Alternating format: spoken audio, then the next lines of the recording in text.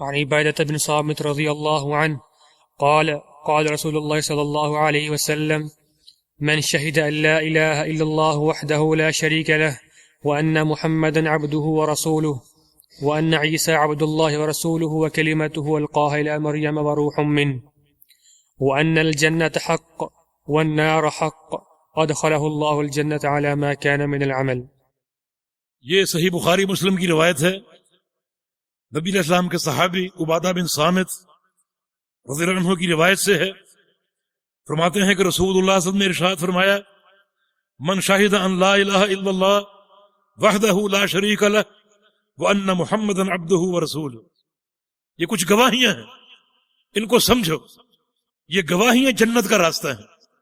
پہلی گواہی من شاہد ان لا الہ الا اللہ, جو شخص یہ گواہی دے کہ کوئی معبود حق نہیں ہے صرف اللہ, سچا معبود حق صرف اللہ ہے, اس کے سوا جتنے معبود ہیں سب باطل جھوٹے جو لوگوں نے بنا رکھے ہیں حجر کو, شجر کو, شمس کو, قمر کو, اور پھر مختلف درگاہوں کو, کراچی کی درگاہ, اجمیر کی درگاہ, لاہور کی درگاہ, پاک پتن کی درگاہ, گولڈا کی درگاہ, اور پتہ نہیں کون کون سی, کوئی زندہ کوئی مردہ. فرمایا کہ گواہی دے کوئی سچا معبود نہیں سوائے اللہ کے, سب جھوٹے ہیں, معبود حق صرف ایک اللہ. آئیے غور کرو شاہدہ کا معنی کیا, گواہی دے. گواہی جانتے ہیں کیا ہوتی؟ گواہی دینا ضروری. گواہی کیا ہے؟ گواہی نمبر 1 علم کا نام ہے. علم کے بغیر گواہی نہیں ہوتی. دیکھو دنیا میں کوئی کیس ہو, عدالت میں آپ گواہ کے طور پر پیش ہو, تو اس کیس کا علم آپ کو ہوگا یا نہیں ہوگا؟ وکیل یا جج آپ پر جرح کرے گا کہ آپ گواہ بن کر آئے ہیں, اس گواہی کے متعلق بتاؤ ہمیں. مقدمات پوچھیں گے, مؤخرات پوچھیں گے, بہت سی باتیں معلوم کریں گے. حالانکہ وہ دنیا کی کوئی 2 ٹکے کے کسی امر کی گواہی ہوگی. تو گواہی اور شہادت علم کے بغیر نہیں چلتی. اور یہ گواہی جو ہے لا الہ الا اللہ کی, یہ اعظم الشہادہ ہے. اعظم الشہادہ, کائنات کی سب سے بڑی گواہی, جس کے عوض جنت کا سودا ہے. یہ گواہی علم کے بغیر چل جائے گی. یعنی یہ گواہی بس رٹتے رہے طوطے کی طرح, بس لا الہ الا اللہ لا الہ الا اللہ, بس معنی معلوم نہ ہو, اس گواہی میں کیا ہے اس کا علم نہ ہو, تو کیسے معتبر ہوگا؟ من شاہدہ, جو شخص گواہی دے, اور گواہی علم کے ساتھ, جہل کے ساتھ نہیں. اس لیے توحید میں علم شرط ہے, جہل نہیں. بندہ جانے معلوم کرے, جو کچھ کہہ رہے اس کو علم ہو. اس لیے پیغمبر علیہ السلام کی حدیث صحیح مسلم میں من مات وهو يعلم انه لا الہ الا اللہ دخل الجنہ. جس شخص کو موت کے وقت یہ معلوم ہو, کیا معلوم ہو؟ لا الہ الا اللہ کا علم ہو, اس کلمے کا معنی جانتا ہو, وہ جنت میں جائے گا. تو یہ گواہی علم کے ساتھ, جہل کے ساتھ نہیں. ایک شخص یہ کلمہ 10,000 بار پڑھ دے, معنی معلوم نہ ہو, کوئی فائدہ نہیں. فائدہ کب ہوگا؟ ایک بار پڑھو, لیکن معنی کے علم کے ساتھ, جو عقیدہ ہے اس میں اس کے فہم کے ساتھ, تو اس کا فائدہ ہوگا, اللہ پاک قبول کرے گا. اور یہ گواہی یا گواہی ذکر ہوئی, گواہی دے. اچھا, گواہی میں ایک اور چیز, ایک شخص گواہی زبان سے دے دے اور دل اس کے خلاف ہے, وہ گواہی معتبر ہوگی نہیں. گواہی میں زبان اور دل اور اعضاء کا عمل, ان سب کا یکساں ہونا ضروری. بسم اللہ الرحمن الرحیم, اذا جاءک المنافقون قالوا نشهد انک لرسول اللہ. یہ منافق آتے ہیں اور کہتے ہیں ہم گواہی دیتے ہیں کہ آپ اللہ کے رسول ہیں. بتاؤ یہ سچ ہے یا جھوٹ ہے؟ آپ اللہ کے رسول ہیں یا نہیں ہیں؟ مانا سچ ہے. اللہ پاک نے کیا فرمایا؟ واللہ یشہد ان المنافقین لکاذبون. اللہ گواہی دیتا ہے کہ منافق جھوٹے ہیں, رسول ہیں. پھر جھوٹا کیوں کہا گیا؟ جھوٹا باعتبار گواہی کے, کہ گواہی میں زبان, دل اور عمل یکساں ہوتے. یہ زبان سے بات کر رہے ہیں, ان کے دل میں وہ بات نہیں, اور نہ اسلام کے مطابق عمل ہے, نہ اللہ کے پیغمبر کی اطاعت. جھوٹے ہیں. تو تکذیب اس خبر کی نہیں, تکذیب ان کی گواہی کی. تو گواہی میں ضروری ہے کہ جو چیز زبان پر ہو وہ دل میں ہو، اور انسان کا عمل بھی اس کی ترجمانی کرے۔ اب لا الہ الا اللہ کی گواہی کیا ہے؟ زبان سے اقرار ہو اور دل میں سچی تصدیق ہو، اور پوری زندگی عمل بھی توحید کے مطابق کرے۔ بڑا موقت معاملہ ہے، اس لیے رسول اللہ صلی اللہ علیہ وسلم نے آگے مزید تاکید ذکر کی، وحدہ لا شریک لہ۔ یہ وحدہ تاکید ہے اس بات کی، الا اللہ کی، اور لا شریک لہ یہ تاکید ہے نفی کی، لا الہ کی، دوبارہ کہ وہ اکیلا ہے، اس کا کوئی شریک نہیں۔ یہ گواہی کتنی موقت اور معتبر ہے، دوبارہ یہ بات کہی، اسی بات کو دہرایا۔ اس جملے کی حیثیت تاکید کی ہے، اور ماخذ جملہ موقت ہے۔ وحدہ اس بات ہے، یہ اس بات کی تاکید الا اللہ کی، اور لا شریک لہ نفی ہے، یہ نفی کی تاکید ہے، یعنی لا الہ کی۔ تو لا الہ الا اللہ نفی و اثباتاً، کوئی معبود نہیں مگر اللہ، سچا معبود، معبود حق، اور باقی سب جھوٹے ہیں۔ یہ گواہی دے نمبر ہے۔ دوسری گواہی وَأَنَّ مُحَمَّدًا عَبْدُهُ وَرَسُولُهُ، اور محمد صلی اللہ علیہ وسلم اللہ کے بندے اور اس کے رسول ہیں۔ یہ گواہی دے محمد اللہ کے بندے ہیں، ایک انسان ہے۔ قُلْ إِنَّمَا أَنَا بَشَرٌ مِثْلُكُمْ، کہہ دو میں تم جیسا انسان ہوں، بشر ہوں، اللہ کے بندے ہیں۔ اور عبدیت میں تکریم ہے، جو مقام عبدیت کا ہے، بندہ ہونے کا ہے، یہ مقام فرشتے کا نہیں ہے۔ عبد کا مقام بہت اونچا ہے، تو آپ اللہ کے بندے ہیں اور اس کے رسول۔ یہ گواہی دے۔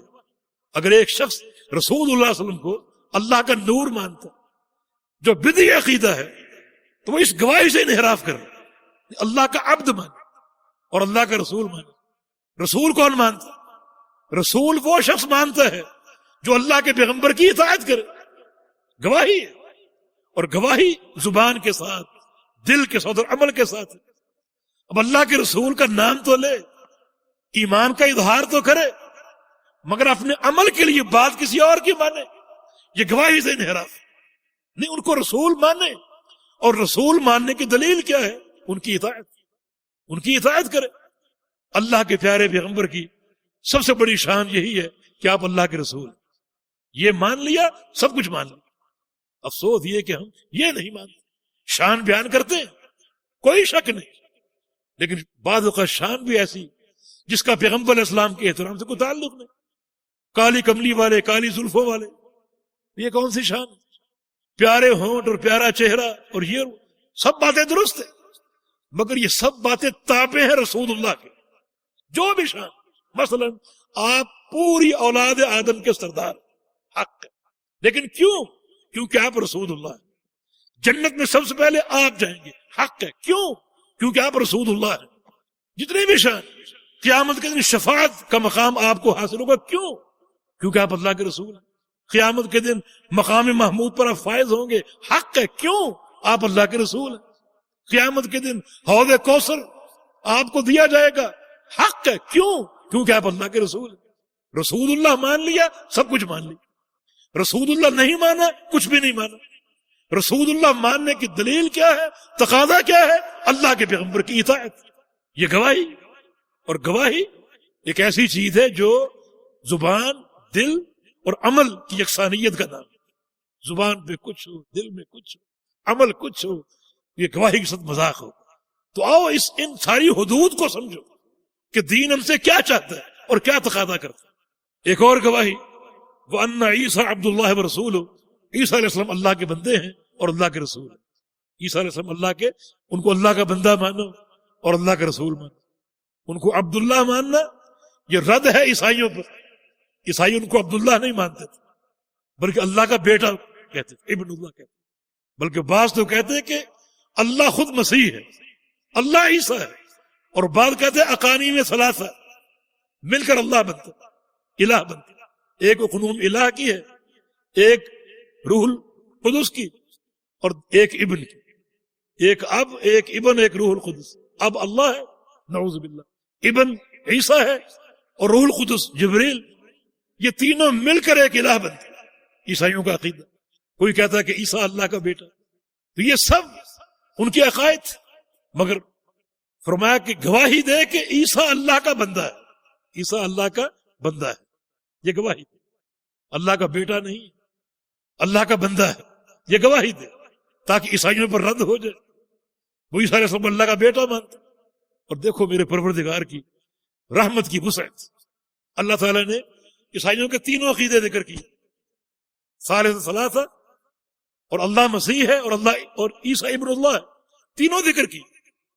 حالانکہ تینوں عقیدے چوٹی کے غلیظ ترین گندے عقیدے، ایسا انسان کسی بخشش کا مستحق ہو سکتا ہے؟ نہیں ہو سکتا۔ مگر پروردگار نے کیا فرمایا؟ افلا یتوبون الی اللہ، یہ لوگ اللہ کی طرف توبہ کیوں نہیں کر لیتے؟ معنی اگر یہ بھی توبہ کر لیں اللہ ان کو بھی معاف کرے۔ یہ پروردگار کی رحمت اور اس کی توبہ کی وسعت، تو اس کی گواہی دے عیسیٰ اللہ کا بندہ ہے اور اللہ کا رسول بھی۔ یہ رد ہے یہودیوں پر۔ یہودی عیسیٰ علیہ السلام کو نعوذ باللہ ثم نعوذ باللہ ولد زنا مانتے تھے، استغفر اللہ۔ اللہ کا رسول، بھلا ایسا ہو سکتا ہے؟ اللہ کا رسول مانو، اس کی گواہی دو۔ اور پھر وکلمتہ القاها الی مریم، اور عیسیٰ اللہ کا کلمہ ہے جو بواسطہ جبریل اللہ نے مریم کی طرف بھیجا، اور اللہ رب العزت نے ان کو اپنے کلمے سے پیدا کیا۔ عیسیٰ کلمۃ اللہ نہیں ہے، بلکہ اللہ کے کلمے سے پیدا ہوئے، اللہ کے کلمے سے پیدا ہوئے، اور وہ کلمہ کن فکان، اللہ نے کن کہا اور وہ پیدا ہوئے۔ آپ جانتے ہیں کہ عیسیٰ علیہ السلام بغیر باپ کے پیدا ہوئے، اس لیے کلمۃ اللہ اللہ کا کلمہ نہیں بلکہ اللہ کے کلمے سے پیدا ہوئے۔ اللہ کا کلمہ اللہ کی صفت ہے، عیسیٰ علیہ السلام اللہ کی مخلوق ہے، اللہ کے کلمے سے پیدا ہوئے، اللہ کی مخلوق ہے نہ کہ اللہ کی صفت۔ اور روح منہ، اور اس کی طرف سے روح ہے، اس کی طرف سے۔ یہ من ابتدائیہ ہے، بعض اس کو من تبعیضیہ مانتے ہیں، جس کا معنی اللہ کی بعض روح ہیں، یہ غلط ہے۔ عیسیٰ علیہ السلام اللہ کی طرف سے روح ہے، جیسے عام ارواح ہیں، ہر شخص کے جسم میں ایک روح ہے، عیسیٰ علیہ السلام جسم میں بھی ایک روح ہے، ہر شخص کے جسم میں روح اللہ کے امر سے پھونکی جاتی ہے، عیسیٰ علیہ السلام کے جسم میں بھی روح اللہ کے امر سے ڈالی گئی اور پھونکی گئی۔ جس طرح عام انسانوں کے جسم میں ارواح ہیں، عیسیٰ علیہ السلام جسم میں بھی روح ہے۔ لیکن یہ تخصیص کیوں کی گئی؟ روح منہ، یہ خاص کیوں کیا گیا؟ یہ تخصیص برائے تشریف ہے، عیسیٰ علیہ السلام کے ایک شرف کو اور اس کی تکریم کے لیے، اس کی تکریم اور تشریف کے لیے ان کا روح ہونا اللہ کی طرف منسوب ہے۔ جبکہ حقیقت یہ ہے کہ عیسیٰ علیہ السلام جس طرح عام انسان کے جسم میں روح ہے، عیسیٰ علیہ السلام کے جسم میں بھی روح ہے اللہ کے امر سے، لیکن وہ روح اللہ کا بعض حصہ نہیں ہے، جیسے کہ بعض لوگ تبعیض کے قائل ہیں، نہیں، بلکہ وہ اللہ کے بندے ہیں اور عام مخلوقات کی طرح اللہ کے مخلوق۔ اگر وہ اللہ کا بعض ہوتے تو کھاتے کیوں، پیتے کیوں؟ قرآن نے کھانے کا ذکر کیا، پینے کا ذکر کیا، اور بقول عیسائیوں کے رد عیسائیوں پر ہے، پھر صلیب پر کیوں لٹکائے گئے، قتل کیوں کر دیے گئے، مصلوب کیوں ہوئے؟ اگر وہ اللہ کا بعض ہیں تو اللہ کے بعض پر کوئی غلبہ پا سکتا ہے؟ یہ ان کا رد ہے۔ ان تمام چیزوں کی گواہی دے یہود کے برعکس، عیسائیوں کے برعکس، اور پھر یہ بھی گواہی دے کہ جنت حق ہے، جنت حق ہے، یعنی جنت متقین کا ٹھکانہ ہے، نیک لوگوں کا ٹھکانہ ہے، اور اس وقت موجود ہے۔ یہ اہل سنہ کا عقیدہ ہے کہ جنت اور جہنم دونوں موجود ہیں۔ جنت صالحین کا ٹھکانہ، اور جہنم جو ہے وہ اشرار کا اور بدبختوں اور بدعمل لوگوں کا ٹھکانہ، بد عقیدوں کا، مشرکین کا، اور دونوں موجود ہیں، تیار ہو چکی، دونوں موجود، جنت بھی موجود ہے اور جہنم بھی موجود ہے۔ اور ان دونوں کا موجود ہونا ہمارے لیے تنبیہ ہے۔ نبی علیہ السلام کی حدیث ہے، الجنت اقرب الی احدکم من شراک نعلہ والنار مثل ذلک، کہ جنت تم سے تمہارے جوتے کے تسمے سے بھی زیادہ قریب ہے، اور جہنم بھی اتنے ہی فاصلے پہ، یعنی 2-4 بالشت کا فاصلہ، جنت بھی اور جہنم بھی۔ چکنے رہو، ورنہ بعض وقت ایک عمل، زبان کا ایک قول اگر اچھا ہوگا تمہیں جنت میں پہنچا دے گا، اور بعض وقت ایک برا عمل، زبان کا ایک برا قول تمہیں جہنم میں ڈلوا دے گا۔ اس کے بہت سے نظائر ہیں، تفصیل کا وقت نہیں ہے، لیکن جنت اور جہنم پیدا ہو چکی ہیں، حق ہے، اور جنت جو ہے وہ اللہ تعالیٰ کے اطاعت گزاروں کا ٹھکانہ ہے، اور جہنم جو نافرمانوں کا اور مشرکین کا۔ جب یہ ساری گواہیاں دے دے، ادخلہ اللہ الجنہ علی ما کان من العمل، اللہ اس کو یقیناً جنت میں داخل کرے گا، اس کا عمل جیسا بھی ہو، جیسا بھی عمل، ان گواہیوں پر اس کو یقیناً جنت کا داخلہ حاصل ہو۔ ہم نے ابھی عرض کیا کہ جنت کے داخلے کی 2 قسمیں ہیں، ایک داخلہ کامل اور ایک ناقص۔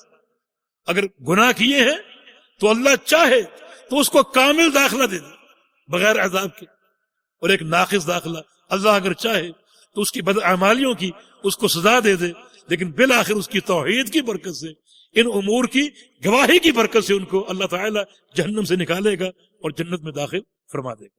تو یہ حدیث بھی توحید کی فضیلت کی بڑی اہم اور ٹھوس دلیل ہے۔ جی۔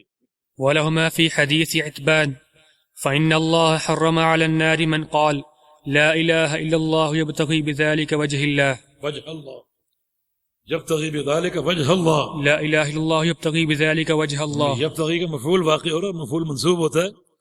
یہ صحابی اتبان ابن مالک رضی اللہ عنہ، یہ ان کی حدیث ہے۔ قصہ ان کا یہ ہے کہ یہ نماز با جماعت پڑھتے تھے، لیکن پھر ان پر بڑھاپا آ گیا اور کئی عذر ان کو لاحق ہو گئے، تو جانا دشوار ہو گیا۔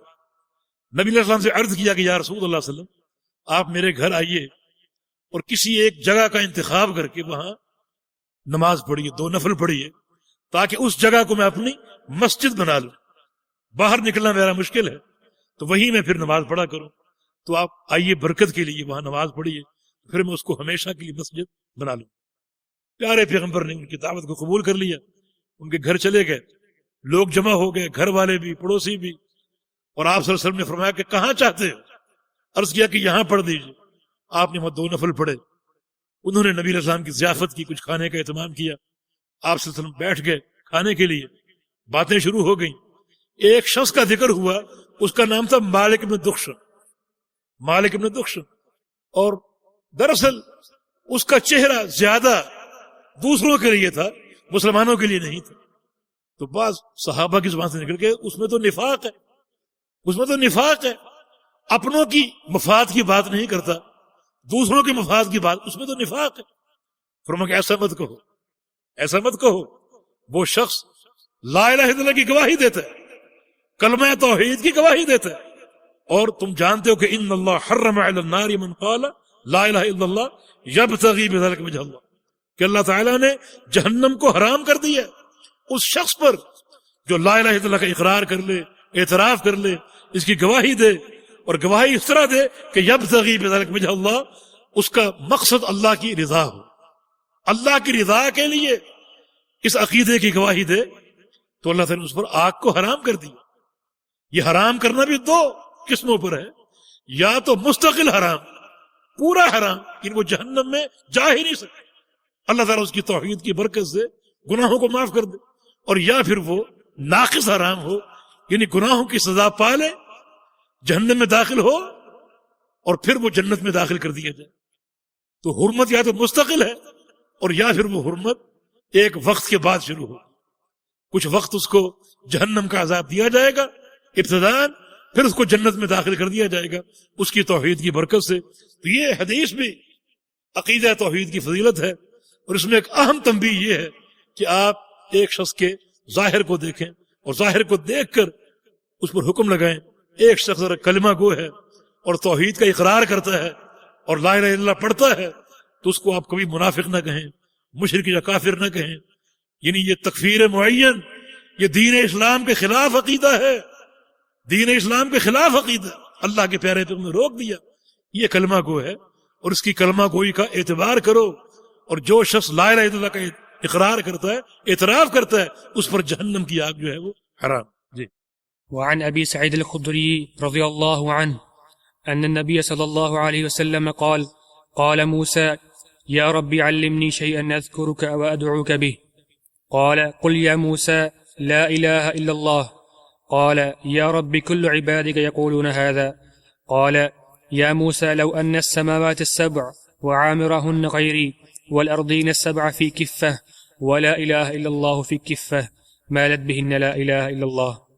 یہ حدیث ابو سعید خدری رضی اللہ عنہ کی روایت سے ہے، صحیح ابن حبان میں، مستدرک حاکم میں، اور امام حاکم نے اس کو صحیح کہا ہے، اگرچہ بعض لوگوں نے اس سند پر جرح کی ہے، مگر امام حاکم اس کو صحیح کہتے ہیں۔ اور اس میں ایک چھوٹا سا واقعہ موسیٰ علیہ السلام کا. موسیٰ علیہ السلام اللہ تعالیٰ سے عرض کیا یا رب علمنی شیئا اذکرک وادعوک بہ، یا اللہ مجھے کوئی ذکر عنایت فرمائیے، کوئی ذکر دیجئے جس ذکر سے میں آپ کو یاد کروں، آپ کو پکاروں، آپ سے سوال کروں اور ذکر چلتا رہے. قال، اللہ تعالیٰ نے فرمایا کہ ٹھیک ہے ہم آپ کو ذکر دیتے ہیں. قل یا موسیٰ، اے موسیٰ کہو لا الہ الا اللہ، یہ ذکر پڑھو کثرت سے، اس ذکر سے مجھے پکارو، میرا ذکر کرو کثرت سے. موسیٰ علیہ السلام نے کہا یا رب کل عبادک یقولون ھذا، تیرا ہر بندہ یہ کہتا ہے، یہ ذکر تو عام ہے سب کرتے ہیں، مجھے کوئی خاص چیز دیجیے، کوئی خاص چیز عنایت فرمائیے جو صرف مجھے ہی ملے. تو اللہ پاک نے فرمایا کہ موسیٰ تم اس کلمے کو عام قرار دیتے ہو. لو ان السماوات السبع وعامرهن غیری، اگر ساتوں آسمان اور جو کچھ ان آسمانوں میں ہے سب میرے علاوہ، اس کا معنی اللہ بھی آسمانوں میں. جو لوگ کہتے ہیں کہ اللہ ہر جگہ موجود ہے، یہ عقیدہ شریعت کے خلاف ہے، شریعت کے مقاصد کے خلاف. اللہ تعالیٰ بذات ہی اپنے عرش پر ہے اور اپنے علم کے اعتبار سے، احاطہ کے اعتبار سے، اپنی قدرت کے اعتبار سے پوری کائنات پر اس کا علم، احاطہ، قدرت پوری کائنات کو محیط ہے. مگر اس کی ذات الرحمن علی العرش استوى، رحمان عرش پر مستوی، یہ اس کی شان ہے، یہ اس کا مقام ہے کہ وہ سب سے اوپر اور سب سے بلندی پر ہے اپنی ذات کے اعتبار سے. مگر اس کی قدرت، اس کا قبضہ، اس کا ملک، اس کی تدبیر، اس کا احاطہ پوری کائنات کو گھیرے ہوئے. تو آسمانوں میں جو کچھ ہے میرے علاوہ. اور پھر ساتوں زمینیں ایک پلڑے میں ڈال دی جائیں، اور بعض حصوں میں ساتوں زمینیں اور زمینوں میں جو کچھ ہے اور وہاں میرے علاوہ نہیں. اور تاکید اللہ تعالیٰ اوپر ہے نیچے نہیں ہے. یہ ہر جگہ اللہ کو ماننا اللہ کے شایان شان نہیں کہ اللہ ہر جگہ موجود ہے. دیکھو ہر جگہ موجود ہو کر علم حاصل کرنا کون سا کمال ہے؟ یہ تو مخلوق بھی کر سکتی. یہ مسجد جہاں درس ہو رہا ہے میں نے نہیں دیکھی، اب میں یہاں آ کر دیکھ لی، اب مجھے اس مسجد کا علم ہو گیا. کتنے ستون ہیں، کیسی چھت ہے اور کیسی صفحے ہیں. تو یہاں پہنچ کر علم تو میں بھی لے سکتا ہوں، آپ بھی لے سکتے ہیں. اگر اللہ کا بھی یہی مقام ہے کہ ہر جگہ موجود ہو کر وہاں کا علم لے گا، یہ کون سا کمال ہے؟ کمال تو یہ ہے کہ عرش پر مستوی، سب سے اوپر، انتہائی بلندی پر، جس علوم کا اندازہ ہی نہیں، اور پوری کائنات کے ایک ایک ذرے سے واقف ہے اور جانتا ہے. لا يخفى عليه شيء في الارض ولا في السماء، ساتوں آسمانوں اور زمینوں میں اس سے ایک ذرہ بھی پوشیدہ نہیں. یہ کمال. فرمایا کہ اگر ساتوں آسمان اور جو کچھ آسمانوں میں سب میرے علاوہ، اور ساتوں زمینیں اور جو کچھ زمینوں میں سب ترازو کے ایک پلڑے میں ڈال دو اور لا الہ الا اللہ ایک پلڑے میں ڈال دو، تو مالت بہن لا الہ الا اللہ، تو لا الہ الا اللہ کا پلڑا بھاری ہوگا. ساتوں آسمان، سارے فرشتے، ساری مخلوقات، ساتوں زمینیں لا الہ الا اللہ کے مقابلے میں ہلکی پڑ جائیں گی. اس کلمے کا وزن کتنا قوی یہ کلمہ، جو شخص اس کو اختیار کر لے اتنی طاقت اس کو عذاب مل سکتا ہے پورے فہم کے ساتھ. بڑی طاقت اس کلمے میں، بڑا وزن اس کا. تو اس وزن کو سمجھو اور اس کلمے کا حق ادا کرو. جی. عن انس رضی اللہ عنہ سمعت رسول اللہ صلی اللہ علیہ وسلم يقول قال اللہ تعالی یا ابن آدم لو اتیتنی بقراب الارض خطایا ثم لقیتنی لا تشرک بی شیئا لآتیتک بقرابها مغفرہ.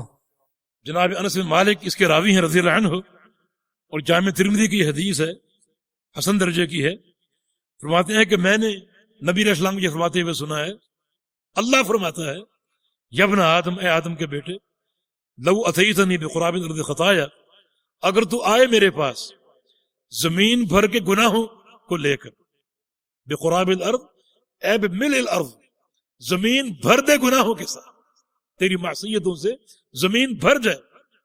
ثم لقیتنی، پھر مجھے آ کر ملے اس طرح کہ لا تشرک بی شیئا، تو نے میرے ساتھ شرک نہ کیا ہو، شرک نہ کیا ہو.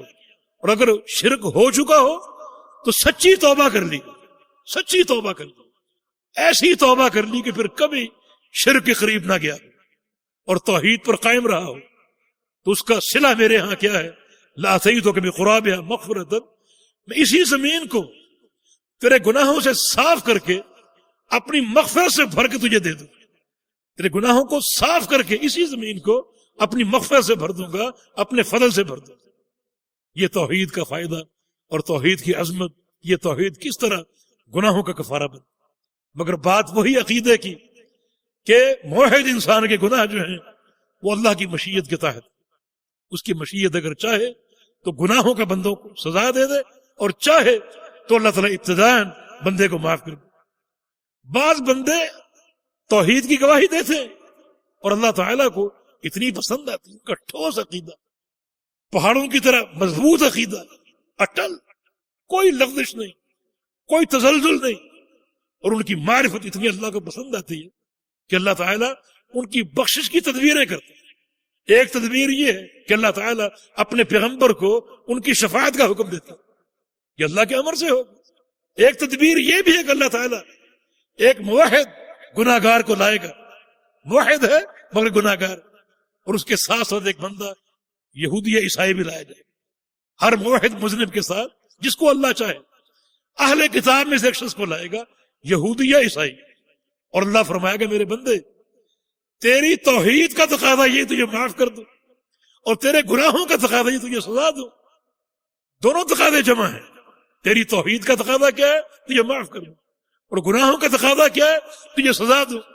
میرا فیصلہ کیا ہے کہ تیرے جو گناہ ہیں وہ سارے کے سارے اس یہودی کے سر پہ ڈال دو، اور اسے تیرا فدیہ بنا رہا ہوں، سارے گناہ اس سر پہ ڈال کے تجھے گناہوں سے پاک صاف کرتا ہوں تیری توحید کی برکت سے۔ اور اس یہودی عیسائی کو جو پہلے ہی جہنمی ہے، مزید گناہوں کے بوجھ تلے تیرے گناہوں کا اسے فدیہ بنا کر جہنم میں پھینک رہا ہوں تجھے بچانے کے لیے۔ پروردگار کی تدبیر ہے، ایک موحد کا مقام اور توحید کی عظمت اور توحید کی شان۔ اللہ پاک ہمیں سچی توحید پر عمل پیرا ہونے کی توفیق عطا فرما دے۔ سبحانک اللہم ربنا و بحمدک، اشہد ان لا الہ الا انت، استغفرک و اتوب الیک۔